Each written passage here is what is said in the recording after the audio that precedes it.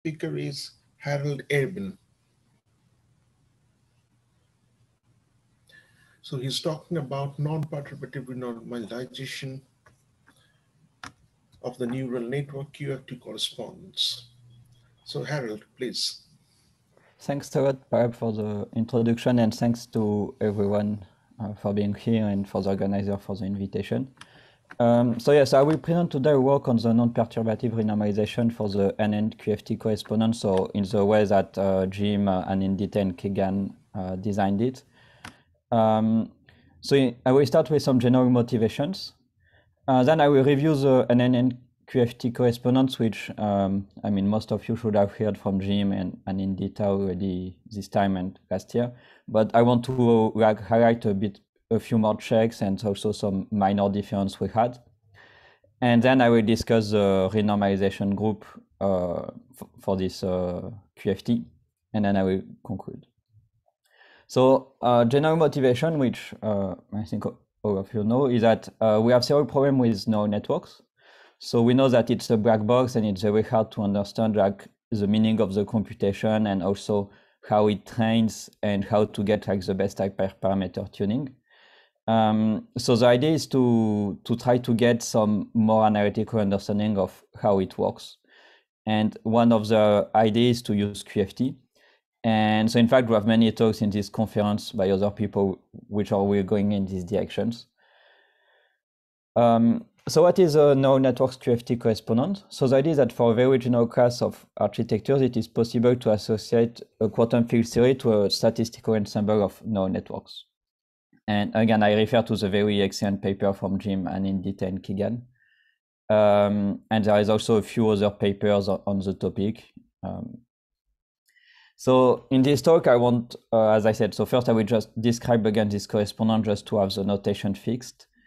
Then I will explain how like we do renormalization group for QFT in a non-perturbative way and just state the result because so the derivation is very technical, so you can have a look at the paper, but I think the results we got at the end, it's quite nice. So we found that if you vary the standard deviation of the weight distribution, then it's inducing a renormalization group in the space of neural networks.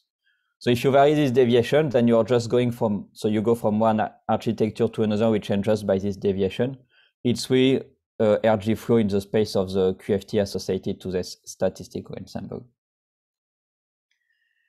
So let me state again the correspondence for clarity. So here we will look at fully connected neural networks with only one hidden layer. So it's a function from RD in to RD out, which depends on the parameter theta, which are all the biases and weights, and the parameter n, which tells you how the different layers scale. So here we just have one. So this function at the end, it's really just a matrix product and translation, element-wise function, and then again matrix product translation. And we take all the parameters to follow Gaussian distribution without any mean. So here in this correspondence, the idea is to change the perspective. So we consider a statistical ensemble of neural networks defined by the this distribution in parameter space. And a specific neural network is just a sample for this distribution. So each time you initialize a network, you just sample this and it gives you one function. And so the idea is to introduce a dual description, so which was in particular discussed by Anne in detail, that when you take this parameter distribution and the architectures together, this is inducing a distribution in function space. And so the idea is that training will be a change of parameter distribution, so a flow in this function space. And let me note that there is no training in this talk, but it's kind of the idea of like how we want to rephrase this perspective of going from distribution in parameter to distribution in function. So now the starting point is as follows. So in the large n limit, so when the hidden layer has an infinite width, so the neural network distribution is drawn from a Gaussian process with some kernel K as a consequence of the central limit theorem. And this can be generalized to most architectures using the ideas from Greg. And it can also be generalized to training. So what does it mean that it's drawn from a Gaussian process? It means that to this function f, you can associate a log likelihood, which is quadratic in this psi, which is the inverse of k. And from this, you can compute endpoint correction function just by the weak theorem. And now the point that this looks like a free QFT. So this is really the starting point where you say, okay, like I'm starting with this free QFT. And now the idea is that if you start to introduce finite end corrections, you will deviate, so the green function will deviate from these free QFT results to get something else. But here we know what it means in normal QFT. So there's non-Gaussian contribution or just interactions. So what we do is to write a new action with a new quadratic term and some interactions. And the point here is that when you write this to describe the, to describe the correction, so the free action S0 prime is not known. And why is it so? So so you can again compute the endpoint function, but what we know is the effective, so the infrared 2-point function, which is exactly known. So the idea is that the 2-point green function is the kernel we had before in the large n limit, because you can show that this is n independent. But it means that this, in the QFT language, includes all the loop corrections. So because this includes loop correction, it means that the kinetic term you had in the microscopic theory should be different. So it's why you need to reintroduce a new action at this stage. And you can also prove some n scaling of the different connected green function. So you can show that the two endpoint functions scale like 1 over n, big N to the n minus 1. So here is a summary of this correspondence, as you can show, for example, in Jim's and in detail in Keegan's paper. So the spacetime points are really like mapped to data space inputs. You can work in momentum space which is just a dual data space. The field is a null network. The propagator is a Gaussian kernel, and the free action is a log likelihood, and interactions are non-Gaussian corrections or like finite n correction. So here in our paper, we consider the GaussNet, and I will explain later why we focused on this. And we take also d out equal 1, and later we take d in equal 1. So the good point of the GaussNet is that it's the activation function is translation invariant. So the activation function, you just take the exponential of what you get after weight multiplication and translation, and you normalize by some factor. And here's the GP kernel, which was computed by Jim and Indita and Keegan, is as follows. So it's just some constant term plus an exponential of minus sigma square and the difference between the 2 points. And so here you see the translation invariance, and the good point is that then in momentum space, this will be local in momentum, so and not bilocal. And for the techniques we have introduced as of now, it's very important, as I will show later, that we have just one momentum, because most of the techniques for renormalization group have been designed to when you are local in momentum. So it's kind of one of the problems we had and we are trying to improve now. But in the Renault paper, like they looked also at Ryu and Erf, and you can really do most of the things of this first part also for this. So just to be sure we are computing the same things and to check our code, so we rewrote a new code to do exactly the same numerical check as they did. So let me state it quickly. So the idea is that you take d in equal 1, sigma b equal 1, and then you take the layer to have different values from 2 to 1000. Then you take n bags distinct statistical ensemble of n networks each. So the idea is that you will compute all the green function at just like average of your networks over these nets, and then you will compute mean value and standard deviation over these bags to have an idea of how it changes over each run. And what we're interested in is a deviation of this experimental, numerical green function compared to the free Gaussian result or large N.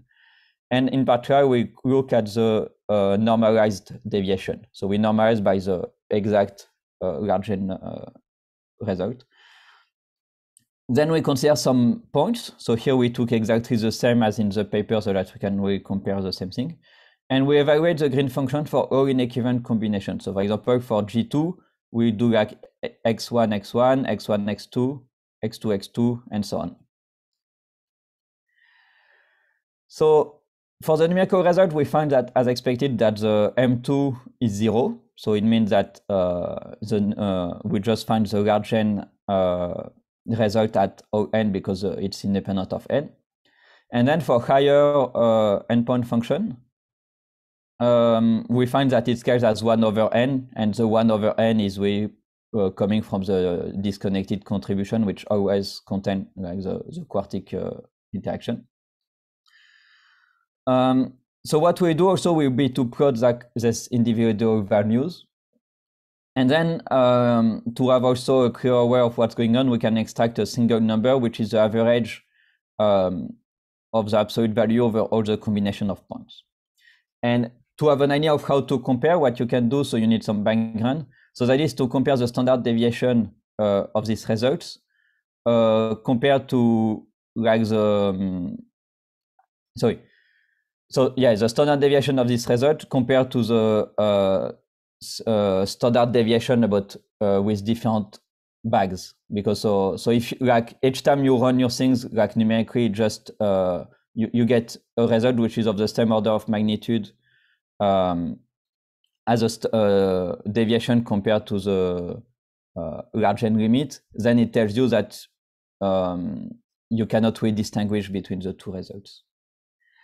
And then the next thing we will do is to compute the one PI action with quartic and sextic interaction. So here, numerically, we will focus on this. And so here, it's a small difference we have with respect to the original paper from Jim and Indita and Keegan. Because in their papers, I wanted to compute the microscopic action. Here, we want the one PI action, which makes sense because what you have access to numerically is already the full exact green function. So what you can extract from the full green function is a one PI action. And I will say in two slides like why it's also simpler to do this computation. And in that case, for the one PI action, so gamma 0 is really defined by k. So it's what I was calling, in fact, S0 before, and not S0 prime here. So the first thing we did to check like if the correspondence works well, so which was a new plot compared to the original paper, was to plot with each of the individual values for all the possible values of n. And what you find is that for M2, indeed, all the values are centered in 0, and there is no special things happening when you change the width of the hidden layer.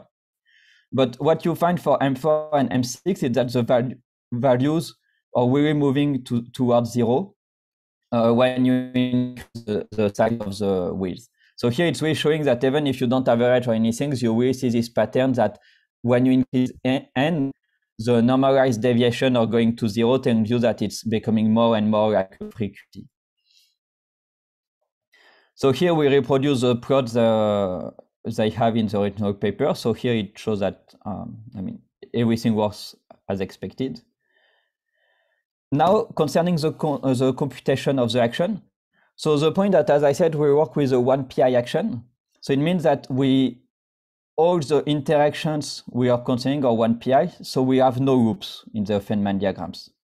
So here, when we want to extract the quartic coupling by taking the exact green function and removing the contribution from the two-point function, it's really an equality and not an approximation like was done in the original paper. So it's kind of one of the motivations to work with one PI, that if this is an exact relation, and you can extend it to any higher order interaction, it will always be exact. Because when you don't have loop, this diagram in the right-hand side will always have lower order compared to the one in the left-hand side. And the second motivation for working with one PI, as we see, that the non-perturbative renormalization group is giving you a flow equation for the one PI coupling so you have no choice than doing this. So how you measure U4 from the experimental green function? So you look at the deviation compared to the free result. So it means you just take the full things and you remove the disconnected 2-point function. And then you truncate the external legs by this factor. And the result we find that U4 is constant and negative. So in any case, even if U6 is small, you will need it for the stability of the path integral. So here is the plots we get. So here it's with the same as was found originally. Here is without having the absolute value, and you find that U4 is negative. Okay, so now that I've reviewed the correspondence and showed that we just reproduce the same results and everything is consistent. So let me move to the renormalization group. So here is how we start. So given some action, we can introduce a source, and then we can write the partition function and the free energy W. And here in this equation, S encodes the microscopics or UV physics. Now you can define the classical fields as a variation of the free energy with respect to the source, and you can define the 1pi effective action as a reagent transform of the free energy. And here, this gamma, so the effective action, will encode the effective or infrared physics. So again, to state, like in the other papers, we worked with S. In this paper, we work with gamma, which is the main difference.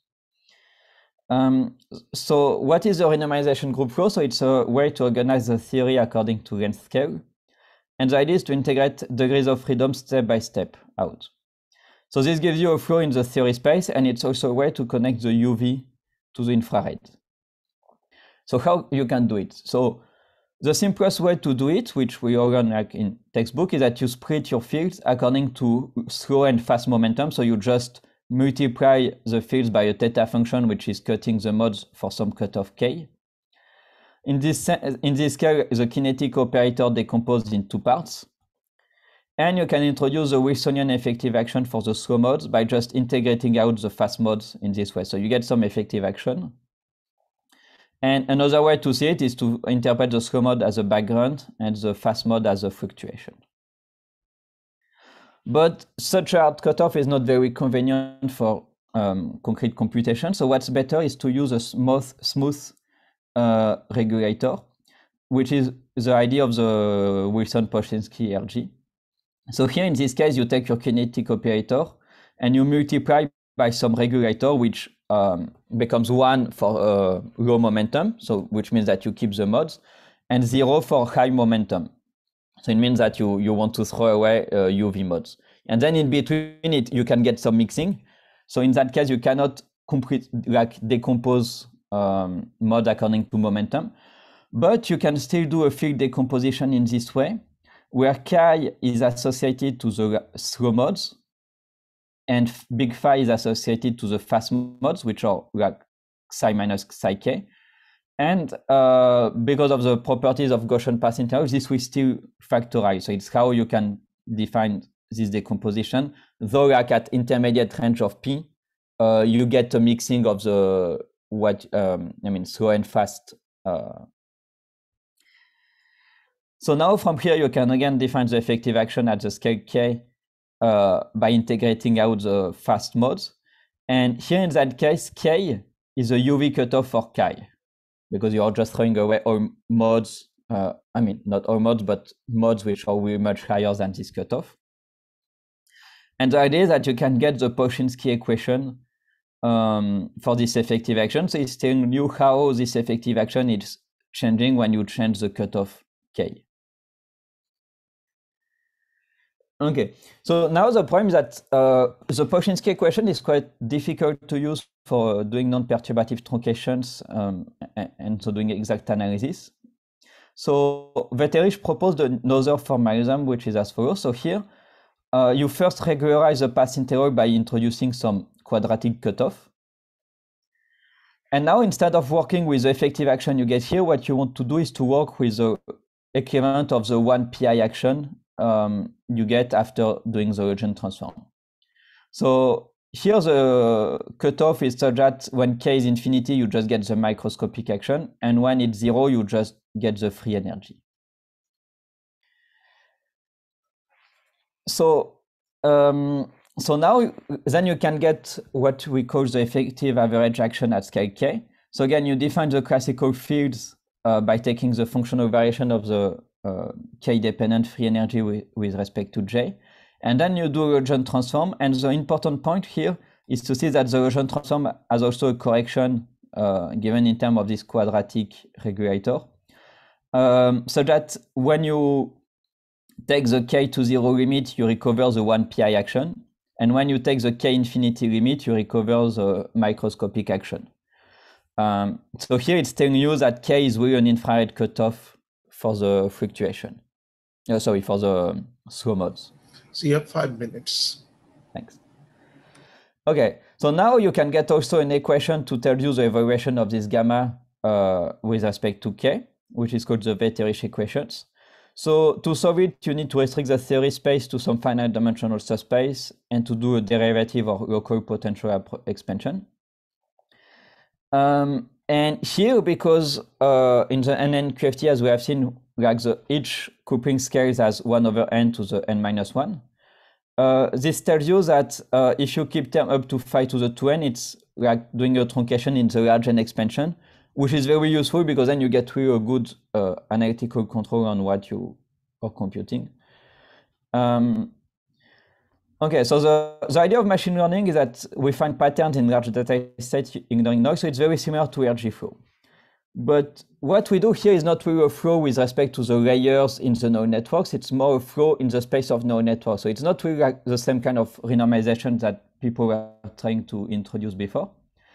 And here the peculiar aspect we have compared to what we do in physics in general is that the effective infrared action is known, but the microscopic action is not known. So we need to kind of reverse the flow to be able to derive the flow equation. And the point that there is no one-to-one map from UV to infrared.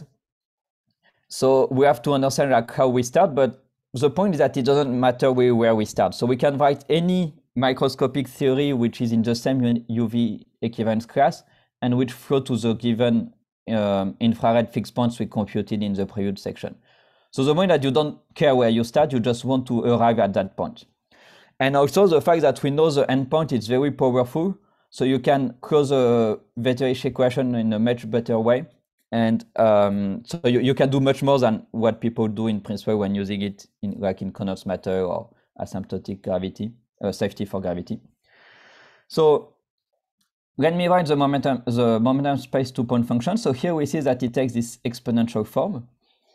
And here what's interesting is that if you look at the momentum expansion, so which is like a derivative expansion, like in the deep infrared, it just takes the form of a normal propagator for a scalar particle. So it's telling you that here you can really just use the techniques we are used to do in physics, just that here it's the endpoint, so it's like a renormalized result. And also you get a mass scale which is defined by the 1 over the dimension of the input data and proportional to sigma W. So like the weight of the standard deviation of the weight. And this gives you a typical mass scale to which you can associate some correction length in this for this QFT. And so it means also we have two possible RG scales. One is what we call the machine precision, which is the natural UV cutoff. And one is this mass you get in the propagator. And here, just for simplicity in this talk, I will focus just on the local potential and quadratic kinetic term. So because we have two scales, we can introduce two different RG flow. So one which we call passive, so we keep the correction length fixed, but we vary so the effective machine precision. So in this picture, you see that you're just changing the grid on which you define your data. And then we have the active RG flow where we fixed the precision of the data, but we change the observation length. And just in view of time, I will focus on the active RG flow, which is the one also where we managed to get a numerical check of the equation we got. So here the idea is that if you look at the propagator, it really looks like a normal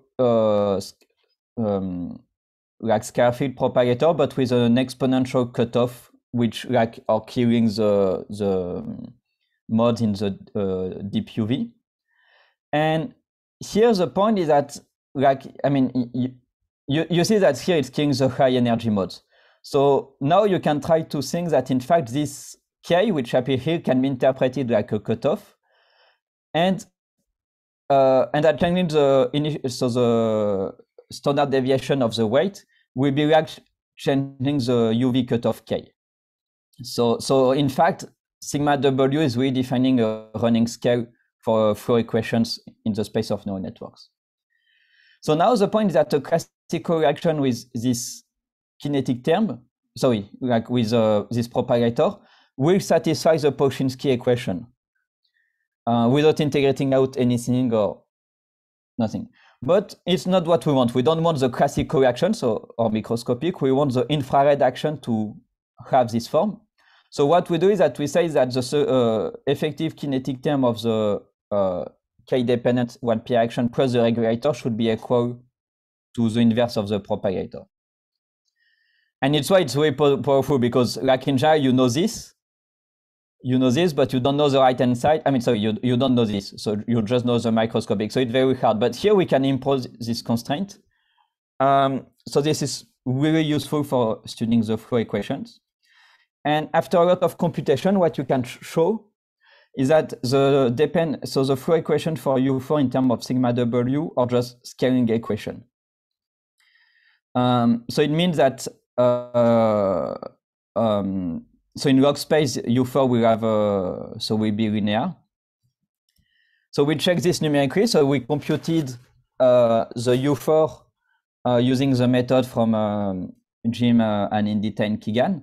So we computed it for all the different widths I have shown, and for different standard deviation.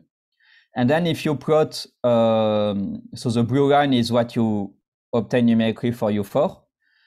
The orange line is the fit we made. And if you look at the numbers, this match very well the theory. So like it's predicting a slope of -3. And it's what we get in all cases up to like minor numerical deviation. And also the intercept is really matching what you expect from the flow equations. Okay, so let me conclude. So in the paper, we gave a few additional checks of the NN-QFT correspondence and also reproduce everything to show that it works very well. Then in the paper, we also discussed a map of the possible theory space. So we try to argue that because it's a bit different from physics, we might be more open-minded to what we need. So for example, to use like random tensor models to describe the QFTs. Then we gave passive and active RG flow equation for the neural networks.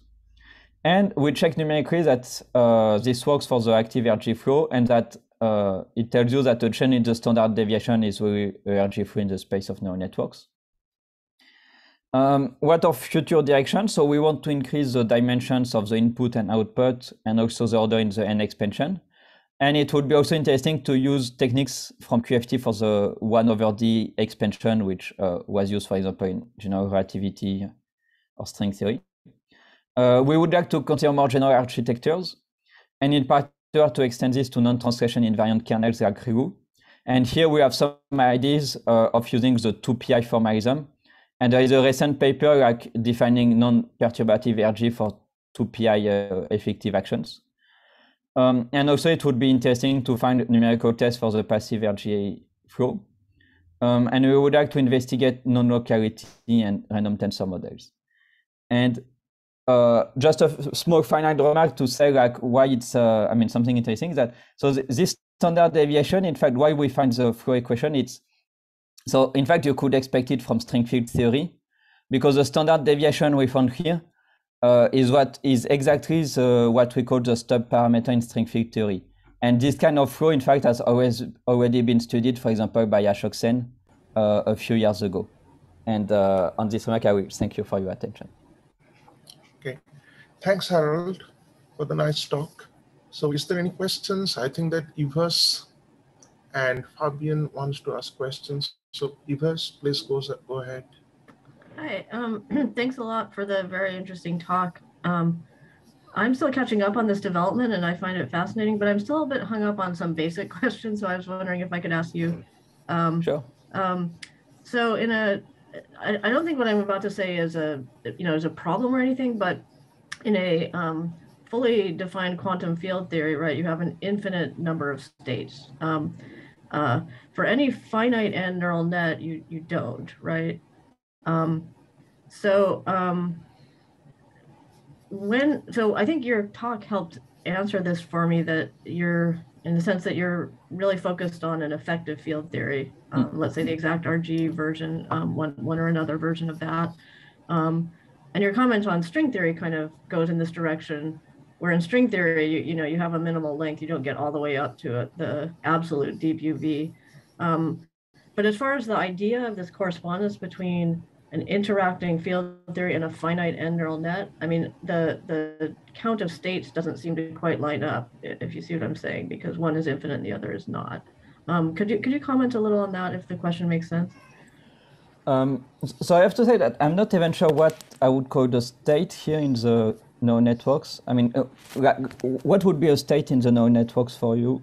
Well, I just mean, if you're expanding the field in some function space involving the neural net, it just has a finite number of parameters, in contrast to, the infinite number that you have in a quantum field theory.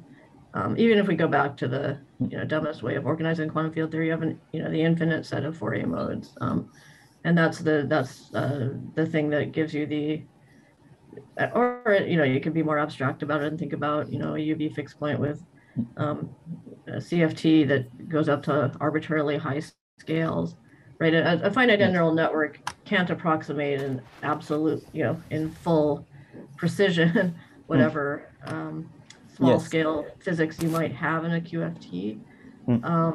So that's my overarching confusion. But if you just say, oh, it's an EFT with the regulator still in place, essentially, then maybe that's the point that you're making here. Yeah, I think it's how I would see it. I would really see it as an effective effective QFT. In fact, it was already the point of view from Jim and collaborators before. And what we really explain in this paper is you don't have any way to recover a specific microscopic action. I mean, for now, except if you have a way, like there was this paper from Grosvenor and Jefferson trying to write directly the microscopic action. And here, I mean, I'm still not understanding exactly how they get it and how they would answer your question. But from my point of view, with what we do, we get an effective action. You get some effective mass scale, and you cannot really go beyond. And as you know, string field theory, so the model we get is basically p-adic string with more interaction. And in p-adic string, you have this stub parameter, which is which you have also in string field theory, and it's just there, and it's just cutting off what you get at too high energy. So I don't know if it generalizes to other activation function. It's something we want to understand. But for that model, it's quite clear that this sigma W is putting some effective scale, and you don't see things beyond. Yeah, I mean, even the finite n is putting some cutoff also, I would think. But yes, thank you. On top of it, yeah. Yeah, great. Thank you very much. Thank you. So Fabian, do you have a question? Yeah, hi. We actually have two questions here. One is by myself and one is by Jim, who's sitting next to me. So I'll start with my question.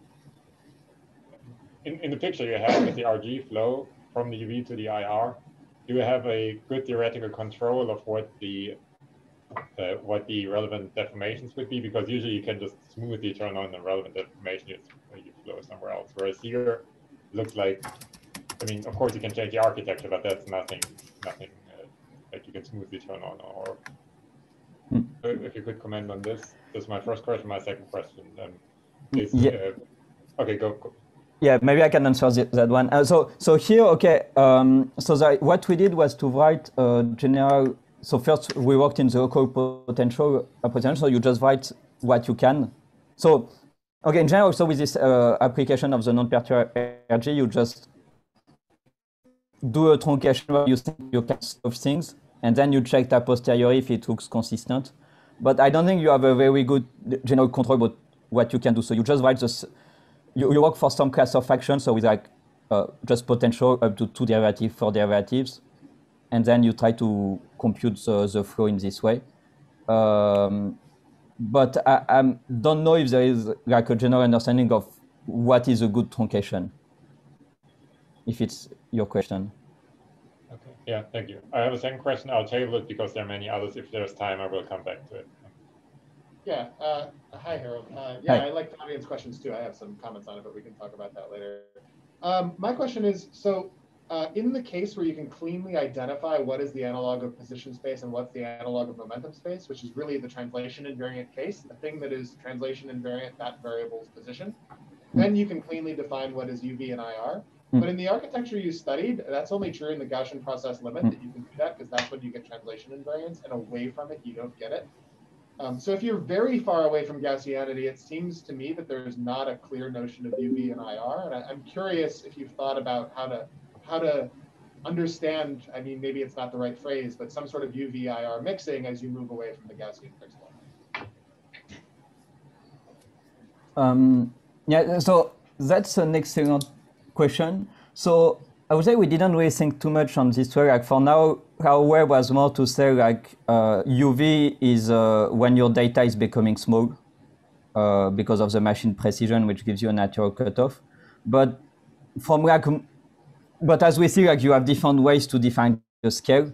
So in fact, in your paper, I mean, you also introduced another cutoff, and you also got other flow equations. So it's another way to define what could be a UV scale. So I would say it's not completely clear in that for this general QFT where are the UV air and what happens to like this kind of mixing. But it would be very nice to discuss more. I think it's very interesting to understand this.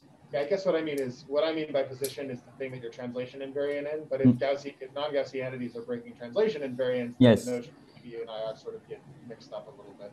Yeah, exactly. Like if you don't get like if it's local in momentum space, I would say it's you have a natural way to identify UV IR, but if not, then it's harder, yes. Thank you. Thank you. I'll ask my second question after everybody else has it. Okay. So, Anindita, do you have a question? Yes, please. Thank you. Great talk, Harold. My question is related to Eva's question. If you consider a neural network with infinite number of hidden layers, then you can actually think of the post-activation distribution of all the hidden layers as some sort of a field space distribution. So is it possible that if you do that and relate back to Jim's talk on building quantum field theories out of neural nets using the parameter space language, then in the limit of infinite depth, is it possible to get infinite number of states that matches with the FT description that you have in string theory that Eva was talking about? Yeah, this one like a very interesting question. I'm not sure. I mean, I don't know what to reply, but it would be interesting to look at. Because yeah, here you would get maybe more states. But I'm not very familiar with infinite depth deep limits, so I'm not sure I can comment on this. Okay. Sorry, yeah. I mean, we can discuss more, I think, in the discussion session because it's interesting, but I don't think I have anything smart to say now. No problem at all, thanks. Okay. Then thanks, Harold. I also had one question, so may I ask? I'll just take 1 second. So it is that in this network, there is no training, right? No. Okay. Then what is your loss function? So there is no loss function. So here's a network. It's really just this function here. So the loss function is useful if you do training, but so when we say network, we mean just this sequence of matrix multiplication, translation, and applying some function, but nothing more. So like then you can add training and some loss function, and this will give you some change in this distribution. Right, but what is the energy? If you're talking about quantum field theory, then what exactly the energy in this context? So here, I mean, for the neural networks like this, I don't have any natural notion of energy I would think of. If I wanted to write an energy, I would start with my QFT here, compute the Hamiltonian by doing a Legend transform, and then I would try to associate some notion of energy to the Hamiltonian. But what would be the interpretation for the neural networks, I don't know. Okay. So then what is that been done? Sorry, I didn't understand. So do you have a neural network, like in very large neural network, one layer, but it's not a nodes there, and you have an input and output, and then what are you doing? You are trying to use that neural net to approximate some other QFT, or you are studying the QFT of this network? So we're studying the QFT of this network. So here's the idea that when you have your neural network, so you take, so in fact, you take a statistical ensemble. So you take a large number of neural networks, and you want to look at correlation between the output of this network. So you compute the endpoint correlation function for the output in this ensemble. And then the question is, can you approximate this correlation function with some QFT?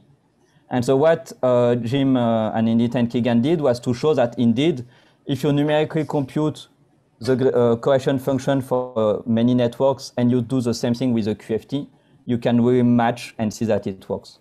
So here it's kind of the big starting point is trying to show this matching. Okay. So the QFT, the network itself is not the QFT. You have some other QFT whose correlation function we're trying to get from the network. Yes.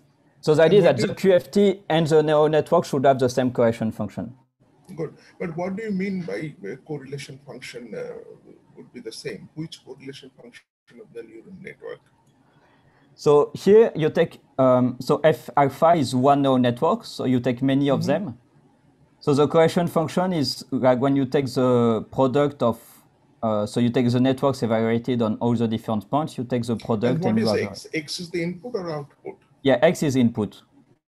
F of X is the output. So here it's computing correlation between the outputs. Okay. Okay, so you have some definition of correlation function from the net. Okay. And then I have here some definition of the correlation from the QFT. So the related question is that if the network which you have taken doesn't have non-linearity, say just a linear model, so how much of this reproduction of quantum field theory can we do? I mean, here it's nonlinear. Like if you look here, G is a nonlinear function. So in this talk, it's an exponential. If G is a linear function, if G is 1, then I'm asking, then what happens to your formalism? Then can you reproduce the correlation of it? Yeah, then you can also do it. In that case, I forgot the form of the kernel, but it's very simple. It's something like just x minus y square, something like this, I think.